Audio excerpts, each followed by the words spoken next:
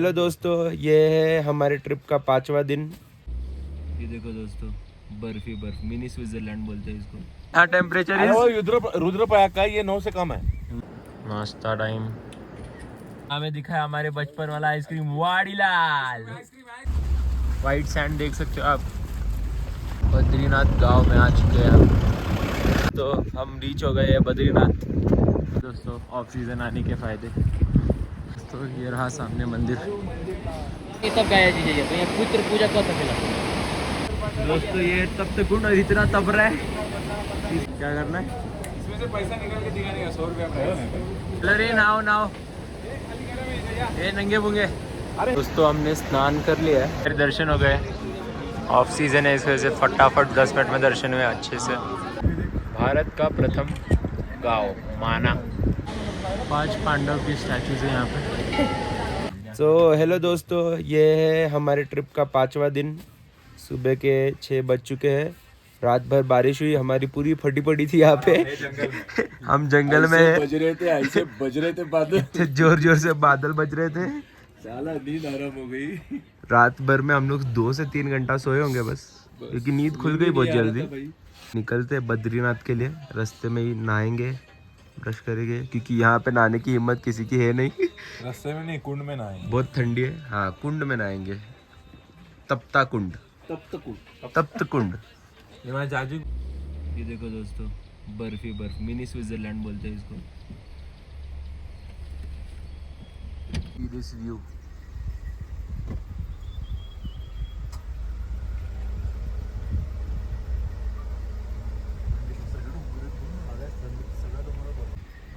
बर्फ ही बर्फ। यहाँ पे अभी कितना डिग्री है बाबा? 15 फोटो देख रहे थे तू। इधर 15 है, ऊपर जाते जाते 9 डिग्री और हालत खराब होने वाली। सॉरी दोस्तों, थोड़ा सा एरर था। बाबा ने गलत टेम्परेचर बता दिया है। यहाँ टेम्परेचर अरे वो रुद्रप्रयाग का ये 9 से कम है। बहुत ठंडी है भाई। हाँ, यहाँ पर कुछ लेते क्या? नाश्ता करने का स्पॉट। Scenic views.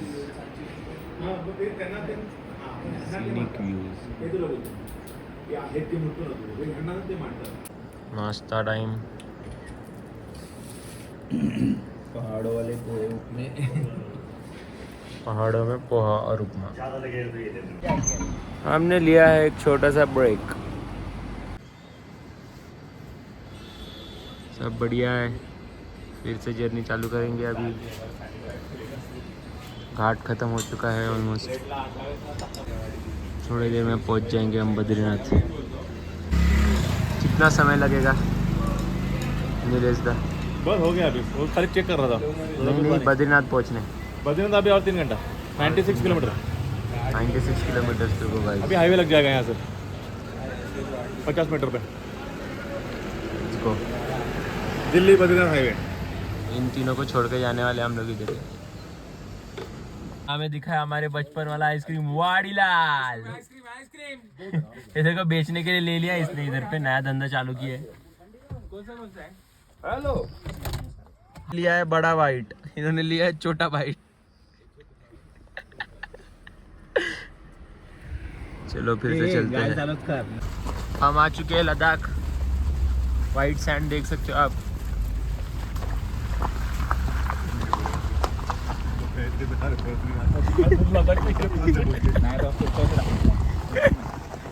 तो अभी हम पहुंच गए पे, मतलब ऑलमोस्ट पहुंच गए बद्रीनाथ। देखो ऑफ रोडिंग, देखो ऑफ रोडिंग। ये ऑफ रोडिंग देख लो, मिस्टर गिरीश की off roading. Full off roading वाले रास्ते। देखिए सुंदर सुंदर बिल्डिंग बनी हुई। बद्रीनाथ गांव में आ चुके हैं हम।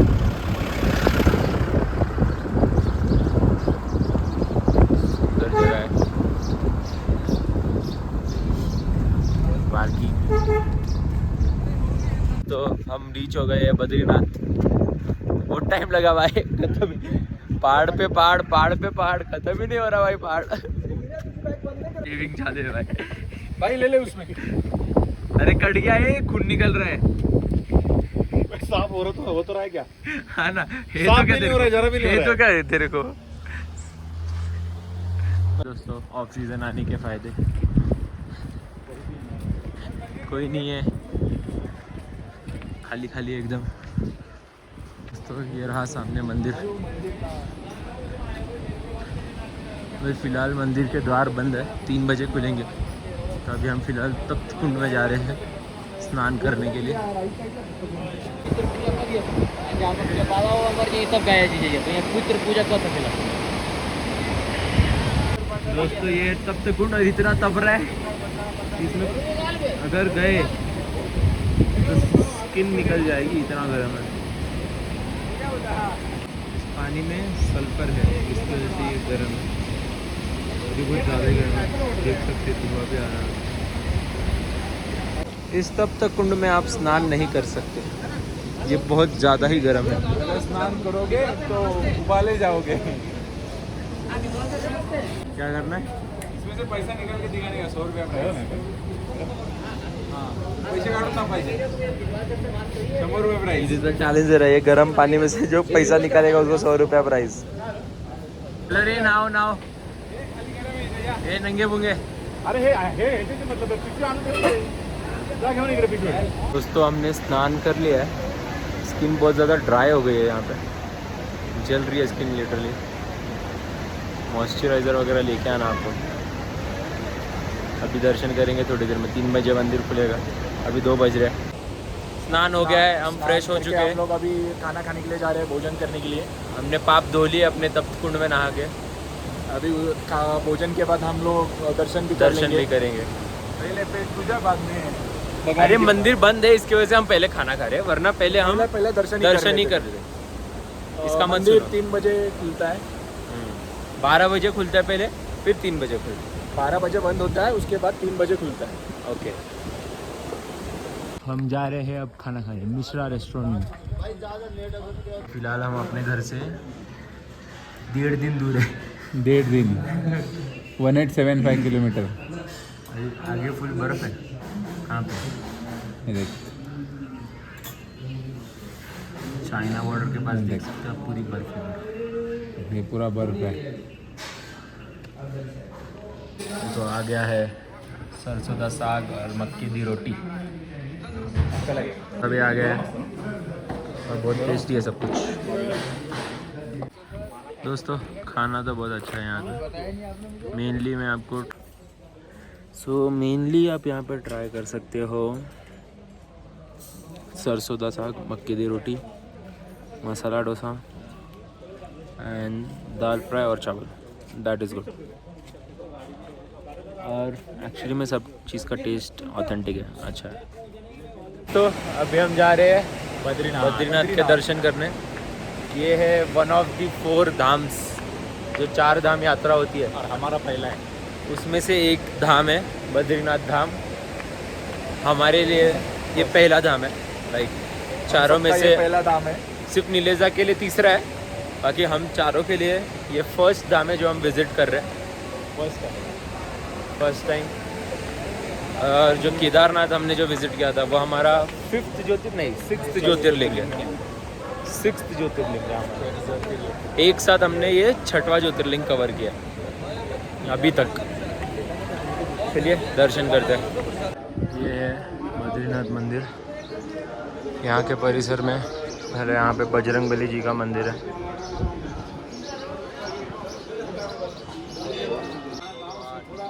साथ ही महालक्ष्मी जी, यहाँ पे शंकराचार्य जी का मंदिर है। ऐसे ही मंदिर में हनुमान जी का मंदिर है। फिर दर्शन हो गए। ऑफ सीज़न है, इस वजह से फटाफट 10 मिनट में दर्शन हुए अच्छे से। ये है बद्रीनाथ धाम। सबके दर्शन हो गए। भाई बहुत अच्छे दर्शन हुए हैं, कुछ भी भीड़ नहीं थी, बहुत अच्छे से दर्शन हुए। अभी हम थोड़े बहुत फ़ोटोज़ लेंगे और चल पड़ेंगे। दोस्तों हम थोड़ा स्किन केयर कर रहे हैं अभी। सबकी स्किन बहुत ड्राई हो रखी थी, इसलिए अभी हमने मॉइस्चराइज़र लगा लिया, थोड़ा बेटर फील हो रहा। दर्शन हो गए यहाँ पे। और नेक्स्ट स्पॉट यहाँ पे डिक्की गिरीस रिपेयर लगाने का को. काम चालू है, डिक्की रिपेयर. खायला करतो जाऊ दे ना गिऱ्या गाडी डिक्की लॉक होते शिफ्ट पडून बघा गिऱ्या. Now we have reached Managaon, the first village of India, the first Indian village.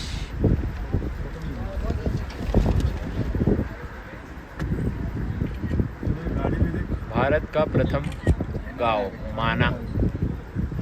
ये हम लोग ऑलमोस्ट चाइना बॉर्डर तक पहुंच चुके हैं.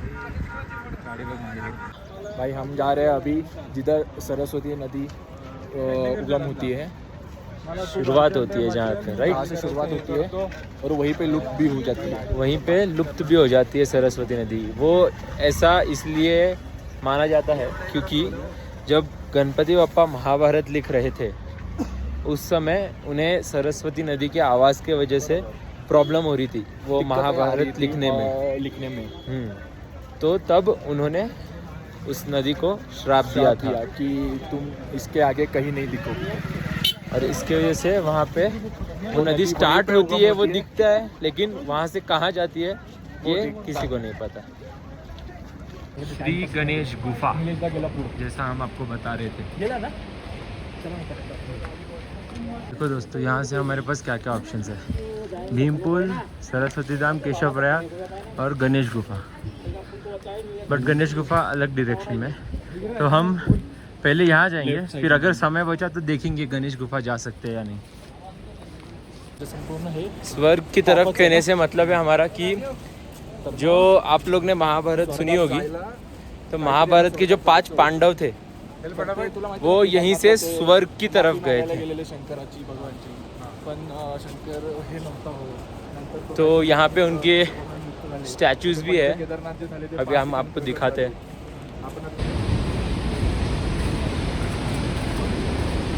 ये रही सरस्वती नदी स्टार्ट.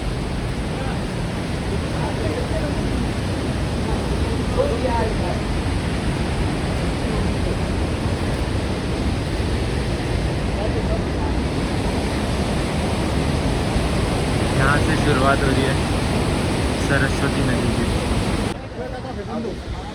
5 पांडव की स्टैचूज है यहाँ पे. Let's begin with the story दोस्तों. फिर आ जाओ.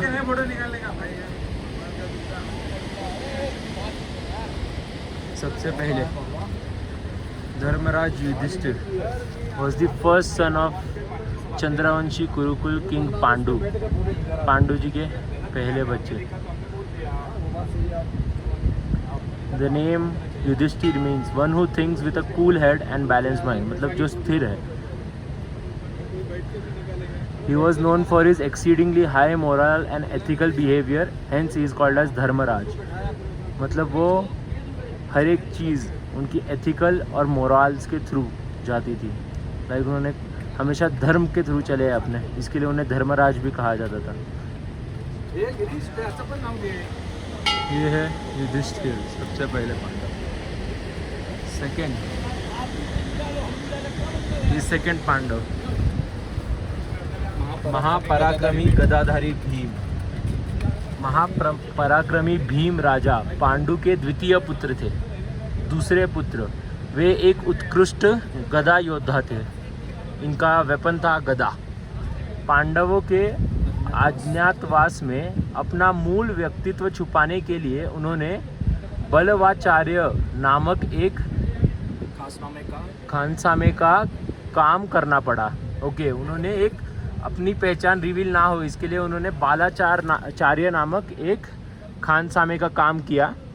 महापराक्रमी भीम ने हिडिंब, बकासुर जैसे असुरों के अलावा जरासंध, किचक जैसे दुष्ट प्रवृत्ति के व्यक्ति तथा अधिकृत कौरवों का भी वध किया था. द्रौपदी का अपमान का बदला उन्होंने महाभारत के युद्ध में दुर्योधन और दुशासन का वध करके लिया. ये थे महापराक्रमी भीम. नेक्स्ट है सर्वश्रेष्ठ धनुर्धारी अर्जुन. बाबा आप पढ़ना चाहेंगे? राजा पांडु के तृतीय पुत्र और सर्वश्रेष्ठ धनुर्धर इस उपाधि से पहचाने जाने वाले अर्जुन युद्ध विद्या में निपुण थे और महाभारत के अत्यंत प्रमुख चरित्रों में से एक माने जाते हैं। द्रौपदी स्वयंवर में अर्जुन ने एक ऊंचे खंभे पर घूमती हुई मछली के प्रतिबिंब को जमीन पर रखी हुई थाली में भरे हुए पानी में देखकर मछली के आग का तीर से भेद करने का कठिन लक्ष्य भेद कर द्रौपदी को जीता था। नियति का खेल देखे कि पांडव के अज्ञातवास में धनुर्धारी अर्जुन को किन्नर ब्रुहंदा का रूप लेकर 1 वर्ष तक सेवा करनी पड़ी थी। महाभारत युद्ध में कर्ण, जयद्रथ, पितामह भीष्म जैसे श्रेष्ठ कौरव वीरों का वध अर्जुन ने किया था। ये थे श्रेष्ठ धनुर्धारी अर्जुन। चलते हैं अगले पांडव की ओर। ये है नीतिमान नकुल, राजा पांडु तथा उनकी दूसरी पत्नी माद्री के जुड़वा पुत्रों में से एक नकुल थे। नकुल एक श्रेष्ठ वीर होने के अलावा एक कुशल वैद्य भी थे। उन्हें महाभारत कथा के सबसे सुंदर रूपवान पुरुष के रूप में जाना जाता है। राजा युधिष्ठिर के राजसूय यज्ञ में अनेक वीर राजाओं को उन्होंने पराजित किया था। पांडवों के अज्ञातवास में उन्होंने एक अश्वशिक्षक का रूप धारण किया था। महाभारत के विनाशकारी युद्ध में उन्होंने शकुनी पुत्र उलुक के साथ अन्य कई वीरों का वध किया था। ये थे नकुल। आप पढ़ना चाहे तो जूम भी कर दिया।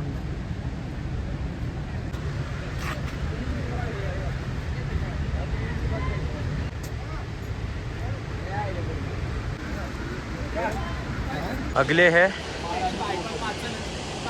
पांडवों की पत्नी महारानी द्रौपदी। आइए उनके बारे में भी जानते हैं।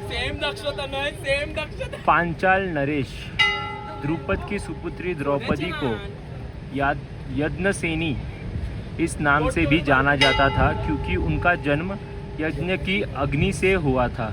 माता कुंती की आज्ञा से द्रौपदी के स्वयंवर के बाद उन्हें 5 पांडवों के पत्नी के रूप में जीवन व्यतीत करना पड़ा। महाभारत के महाविनाशकारी युद्ध का एक कारण महारानी द्रौपदी की भरी सभा में हुई दुर्भाग्यवश विभस्त अवहेलना था। इस अपमान का प्रतिशोध 5 पांडवों ने महाभारत के युद्ध में सारे कौरवों का विनाश करके लिया।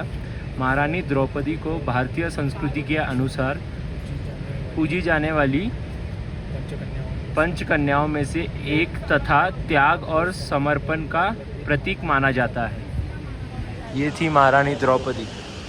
अब आखिरी महाभारत की शुरुआत यही से हुई। The last Pandav. मानवतावादी सहदेव। राजा पांडु के 5 पुत्रों में से सहदेव सबसे कनिष्ठ थे, सबसे छोटे। नकुल के भांति वे भी आयुर्वेद के जानकार थे तथा एक श्रेष्ठ वीर व ज्योतिष विद्या के विद्वान थे। उन्होंने देव बृहस्पति से नीति शास्त्र का अध्ययन भी किया था। द्यूत में पांडवों के पराजय के बाद सहदेव ने प्रतिज्ञा की कि वह धूर्त और खाल प्रवृत्ति के शकुनी का वध करेंगे। इस प्रतिज्ञा को उन्होंने कुरुक्षेत्र के युद्ध में पूरा किया। ये थे सहदेव। ये थी 5 पांडवों की कहानी। पांडवों की कहानी जो हमने पूरी बताई है। चलिए अब नेक्स्ट स्टॉप पे मिलते हैं। ये विट्ठल रुक्मिणी जी का मंदिर। अभी अभी आषाढ़ी एकादशी हुई है। यहाँ का व्यू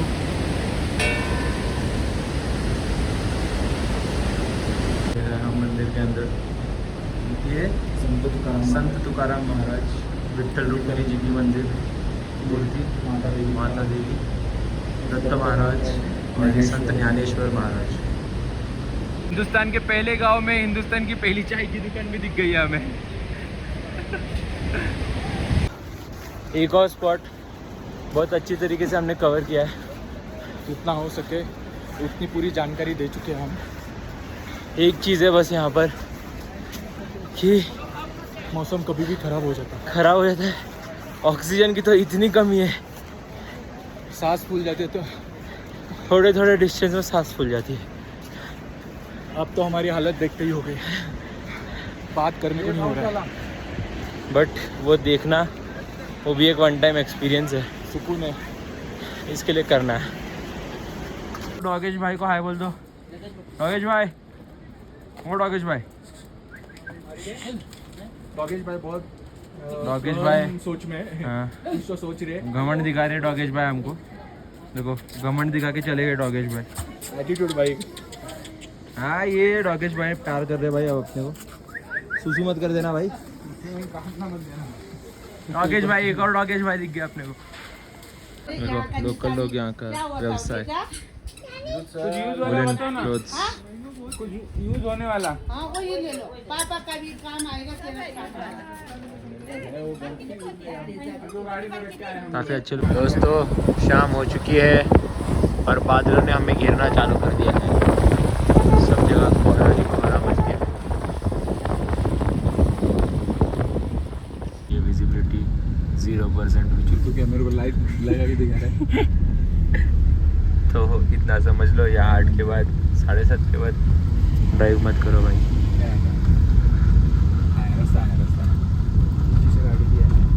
दोस्तों हमें बहुत ही अच्छा होटल मिल चुका है यहाँ पे, on the way to Karnaprayag. रोमास होटल, रूम्स भी काफ़ी अच्छे हैं।